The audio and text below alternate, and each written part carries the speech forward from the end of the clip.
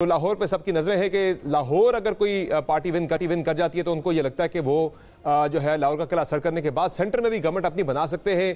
तो इसलिए लाहौर के अगर आज हम बात करेंगे लाहौर के हल्कों की पोजीशन क्या है। 14 हल्कों में से 2018 के इंतखाबात में पाकिस्तान मुस्लिम लीग नवाज ने 10 हल्के जीते थे, जबकि पाकिस्तान तहरीक इंसाफ ने 4 हल्के जीते थे। बाद में ज़िमनी इलेक्शन में एक हल्का छोड़ना था, तहरीक इंसाफ ने जब छोड़ा तो फिर 11-3 हो गए थे। और अब की मरतबा भी जो है सारी पोलिटिकल पार्टी जोर लगा रही है कि लाहौर से जो है एक अलामती तौर पर भी जो है कि ये विक्ट्री बड़ी मानी जाती है कि लाहौर किसने फतह किया है। तो लाहौर के मसाइल की भी हम बात करेंगे। एक तो हम बात करेंगे पोलिटिकल पार्टीज़ की पोजीशन क्या है, लाहौर के अंदर कौन कितनी सीटें ले सकता है। इश्यूज़ की बात करेंगे कि लाहौर के मसाइल क्या है। लाहौर के मसाइल की जब हम बात करते हैं वहाँ पीने के साफ पानी का मसला जो है वो सर उठा रहा है बहुत ज़्यादा। फिर माहौलियात से लाहौर बहुत ज़्यादा मुतासर है। माहौलियाती आलूदगी से अगर हम बात करें, स्मोक की वजह से जो मसाइल पैदा हुए हैं उसमें से नमूनिया से तकरीबन 250 बच्चा लाहौर में पिछले 1 साल के अंदर जो है वो जाबाक हो चुका है। फिर लाहौर का फैलाव जो है अनप्लान्ड लाहौर फैल रहा है और जो इसमें ग्रीन एरियाज ख़त्म हो रहे हैं। हाउसिंग का एक बड़ा मसला जो है वो बन रहा है। आबादी लाहौर की बड़ी तेज़ी के साथ बढ़ रही है और इसके साथ साथ जो दीगर मसाइल लाहौर के हम वो भी डिस्कस करेंगे आज की इस ट्रांसमिशन में। पहले हिस्से में हमारे साथ गेस्ट मौजूद होंगे मुस्लिम लीग नून के। फिर अगले जो हाफ आवर होगा 7:30 से 8 तक उसमें हमें पाकिस्तान तहरीक इंसाफ के कैंडिडेट हमें ज्वाइन करेंगे लाहौर से। फिर पीपल्स पार्टी से हम बात करेंगे, उससे अगले हिस्से में फिर हम बात करेंगे इस्तेकाम पाकिस्तान पार्टी से।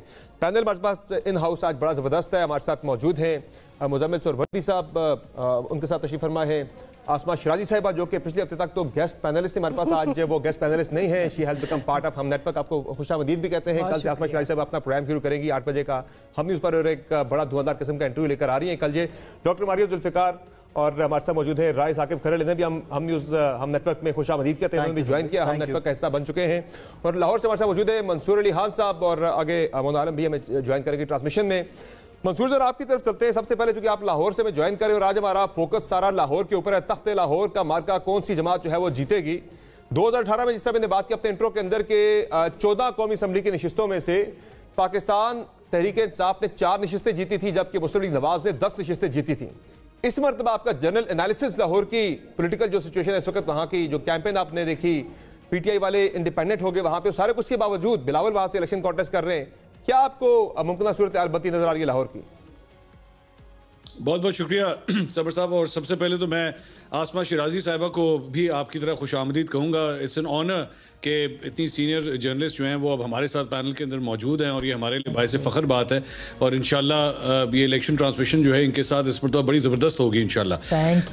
लाहौर की अगर बात की जाए तो मेरे ख्याल में एक ज़माने में जिस तरह कहा जाता था कि लाहौर जो है वो नून लीग का गढ़ है, ये अब गढ़ वाली बात नहीं है। मतलब नून लीग को स्ट्रगल करना पड़ रहा है, मुश्किल है। मैं ये तो नहीं कहूंगा कि देव बीन वाइप्ड आउट या वीकर पोजीशन में चले गए हैं, लेकिन इस मर्तबा जो है वो शेर को अच्छी खासी दौड़ें लगानी पड़ रही हैं। कभी इधर भाग कभी उधर भाग, स्ट्रगल करना पड़ रहा है शेर को।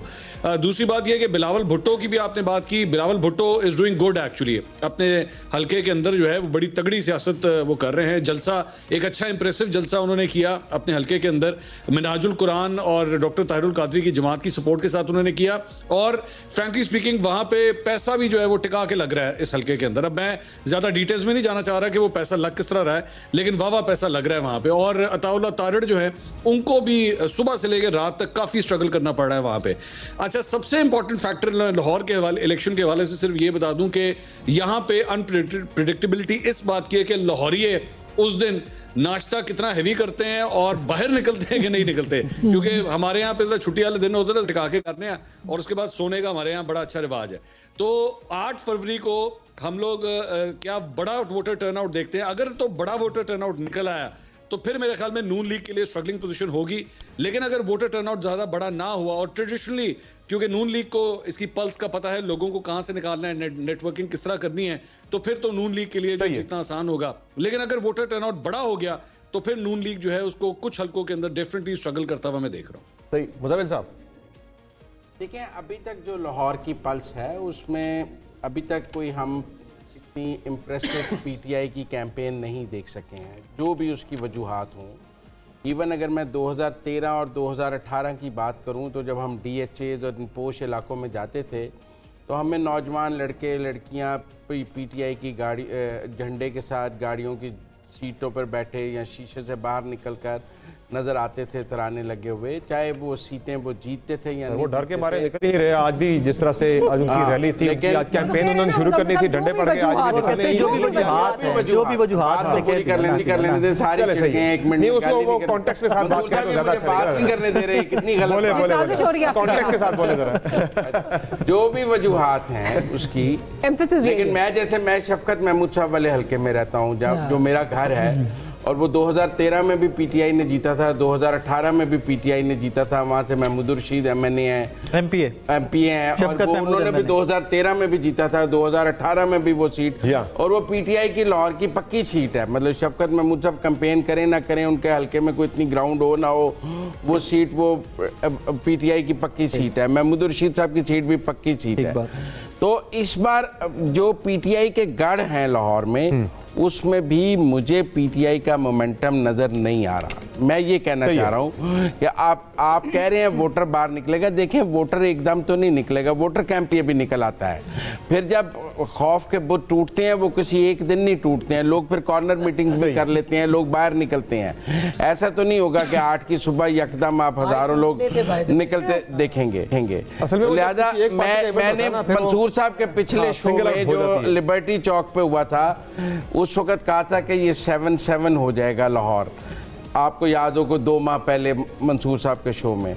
लेकिन आज मैं समझता हूं कि 12 सीटें तो पीएमएलएन की बहुत क्लियर हैं।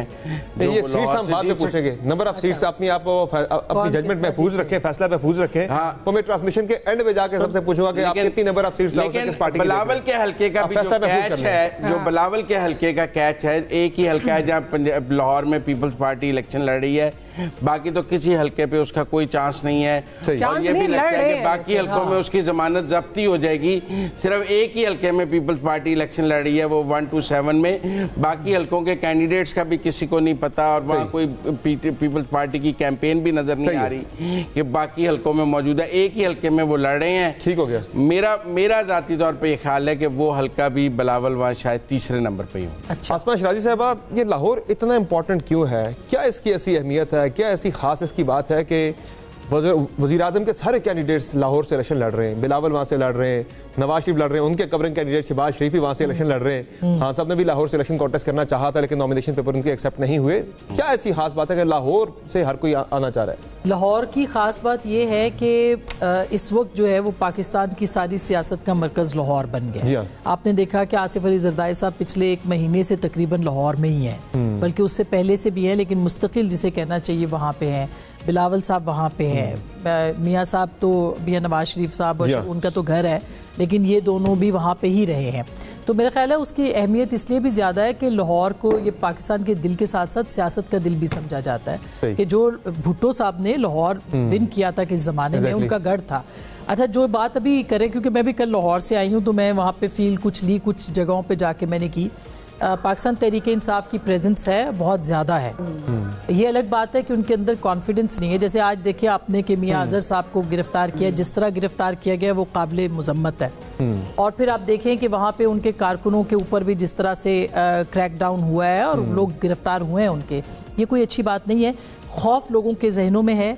ये आज भी रैलीज निकलनी थी, आपने देखा होगा, उसमें भी आपको कोई सिग्निफिकेंट रैली लाहौर में नजर नहीं आई। एक शायद अभी साकिब बता रहे थे कि आलिया हमजा की साहबजादी जो है उन्होंने लीड की है, उसके भी फुटेजेस देख लेंगे तो पता लगेगा कि वो कितनी बड़ी रैली थी। लेकिन पाकिस्तान तहरीक इंसाफ की रैलीज जो आज खान साहब ने कॉल दी थी, ये याद रखिएगा, इसके बाद कोई बड़ा फैसला भी खान साहब कर सकते हैं, और वो बड़ा फैसला क्या होगा वो आखिरी दिनों में आपको पता भी चल सकता है। मैं अभी पहले इसलिए नहीं कह सकती कि इम्कानात हैं कि वो शायद बाइकआउट का ऐलान कर दें। आज के बाद जो रैलीज का उन्होंने सूरत हाल देखी, उनके ख्याल में ये था कि लोग जो है वो बहुत ज़्यादा बड़ी तादाद में निकल आएंगे और उनको एक नज़र आ जाएगी। आप देखें कि बैरिस्टर गौहर ने जो किया जलसा, बेतहाशा बड़ा जलसा था, बहुत अच्छा जलसा था। खैबर पख्तूनख्वा में तहरीक इंसाफ के लोग निकल रहे हैं, खौफ के बुत तोड़ के निकल रहे हैं, लेकिन आपके अंदर माजरत के साथ लोग बिल्कुल इंटरेस्टेड नहीं है या डरे हुए हैं। मैं एक चांस ये इसमें देती हूँ। अच्छा, एक छोटी सी बात जो 1-7 के ऊपर है, मैं इस हल्के में गई थी, मैं थोड़ा सा 1 मिनट सिर्फ लूँगी कि इसकी जो बाइफिकेशन है वो बड़ी, इसमें क्रिश्चियन कम्युनिटी, हमारे मसीही भाई बहन वहाँ पे हैं, पैट का वोटर है, 60-65,000 वोट है, अहले तशीफ वोटर भी बहुत बड़ा है, जिसको कि पाकिस्तान पीपल्स पार्टी इंगेज कर रही है। और अगर जो मेरी इत्तला है, जिस तरह से मैं गई भी थी 127 में 5 MPAs हैं इस एक सीट के नीचे, उसका अंदाज़ा आप लगा सकते हैं कि कितना बड़ा वो हल्का है। तो वहाँ पे पाकिस्तान पीपल्स पार्टी का फोकस भी, जो कि आप 64,000 का बताए थे कि क्रिश्चियन वोटर जो वहाँ पे है उसको वो फोकस कर रहे हैं, वो पैट को कर रहे हैं, और इस वोटर को जो कि PTI की तरफ है, लेकिन बहरहाल वो तोड़ सकते हैं उसको उस बुनियाद के ऊपर जो वहाँ पे door to door campaign Pakistan People's Party कर रही है। तो हल्का नहीं लिया जा सकता, कुछ भी कहना कबल इस वक्त है, आखिरी वक्त तक लोग जो है वो उनके मूड स्विंग्स होते हैं उसमें, लेकिन PTI की प्रेजेंस के बावजूद लाहौर के अंदर मुझे नहीं लगता कि लोग उस तरह से जो है वो अभी तक साथ है।